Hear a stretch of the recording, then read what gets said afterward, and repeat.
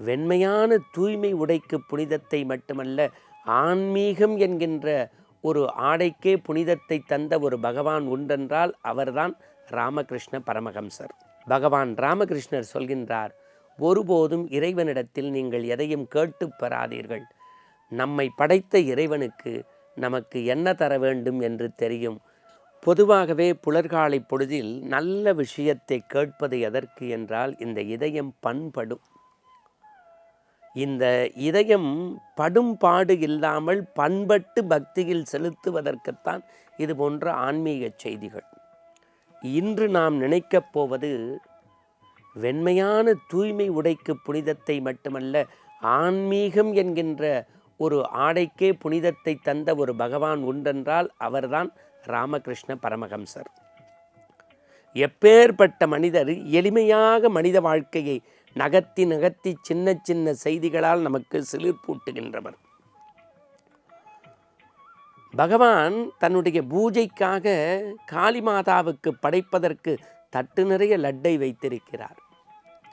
பகவானின் பக்தர்கள் ஒன்று திரண்டு மாலை பூஜைக்கு வைத்திருந்த லட்டு தட்டில் எல்லா எறும்புகளும் சாறை சாறையாக வருகிறதே என்று பெருமூச்சு விட்டு கொண்டே பகவான் ராமகிருஷ்ணரிடம் சொல்ல அவர் சிரித்து கொண்டே சொன்னாராம், அதனால் என்ன, அந்த லட்டு தட்டை சுற்றி சர்க்கரையால் கோலமிடுங்கள், அந்த லட்டு தட்டை சுற்றி சர்க்கரையால் கோலமிடுங்கள் என்றாராம். இவரை படித்தவர், பண்புடையவர், அறிவுடையவர் என்று நினைத்தோம். லட்டும் இனிப்பு சர்க்கரையும் இனிப்பு என்றே கிண்டலும் கேலியும் செய்து கொண்டு சர்க்கரை கோலம் இட்டார்களாம்.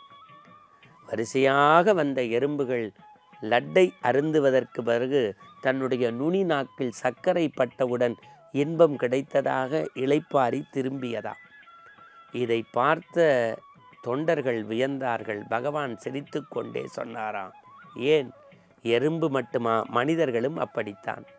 வாழ்க்கையில் உயர்ந்த இலக்கான லட்டை எடுப்பதற்குத்தான் போகிறார்கள்.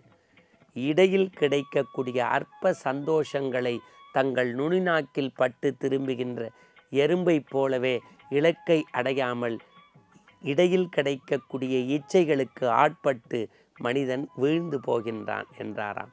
எவ்வளவு உயர்வான செய்தி! புலர்காலை பொழுது புதிய விடியல், காலை கதிரவன் உதிக்கின்றான், குளித்துவிட்டு வருகின்றார். குளித்த ஆற்றங்கரையில் மேலிருந்த மரக்கிளையில் இருந்த ஒரு தேள் தண்ணீருக்குள் விழுந்து தத்தளித்தது. தத்தளித்த தேளை காப்பாற்றி கையில் கரம் பற்றுகின்றார். மீண்டும் தேள் கையில் கொட்டி தண்ணீரில் விழுகிறது. மீண்டும் காப்பாற்றுகின்றார். காப்பாற்றிய தேள் மீண்டும் மீண்டும் கொட்டி தண்ணீரில் விழுகிறது. மீண்டும் மீண்டும் காப்பாற்றுகின்றார். சீடரில் ஒருவன் முன்கோபக்காரன் முறுக்கென்று கேட்டான், பண்டிதரே, எங்கள் குருநாதரே, தேள் கொட்டுகின்றது என்று தெரிந்தும் ஏன் காப்பாற்றுகின்றீர்கள்? இது முறையற்ற செயல்தானே. மல்லிகை இதழ் விரிவது போல தன் புன்னகையோடு பகவான் ராமகிருஷ்ணர் சொல்கின்றார், அன்பு சீடரே, ஐந்தறிவு படித்த தேளினுடைய குணத்தை பார்த்தீரா?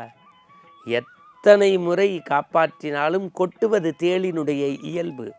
அது பணியை அது செய்கிறது. காப்பாற்றுவது என்பது மனிதனுடைய இயல்பல்லவா?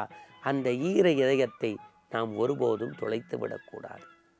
இதை விடவா ஒரு ஒழுக்க நெறியை, பக்தியை, அறநெறியை ஒருவர் நமக்கு புகட்டிவிட முடியும்?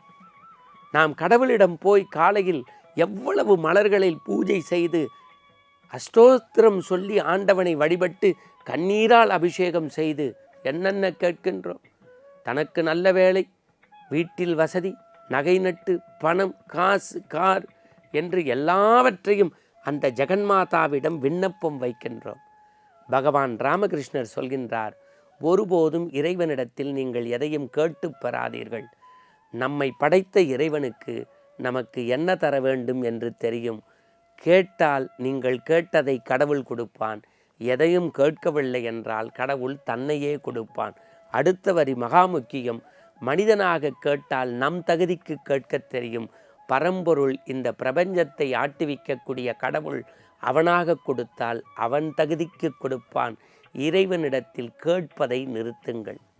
இப்படி ராமகிருஷ்ணருடைய பெருமைகளை நாம் நாள்தோறும் சொல்லி கொண்டிருப்பதனுடைய நோக்கம், இன்றைக்கும் எத்தனை ஆண்டுகள் கழித்த பிறகும் இந்த மண்ணில் பாரதி வழியில் அன்னசத்திரம் 1000 வேண்டாம், ஆலயம் 16,000 வேண்டாம், அங்கொரு ஏழைச் சிறுவனுக்கு எழுத்தறிவித்தல் புண்ணியம் யாவினும் புண்ணியம் என்கின்ற பாரதி வழியில் ராமகிருஷ்ண மடங்கள் வேதத்தை, சமய நெறியை, கல்வி சாலைகளை வைத்து செய்கிறதே, அதை கைகூப்பி வணங்க கடமைப்பட்டிருக்கிறோம்.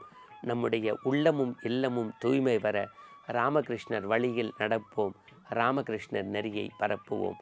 எல்லா நாளும் மகிழ்ச்சி. மீண்டும் சந்திப்போம். வணக்கம்.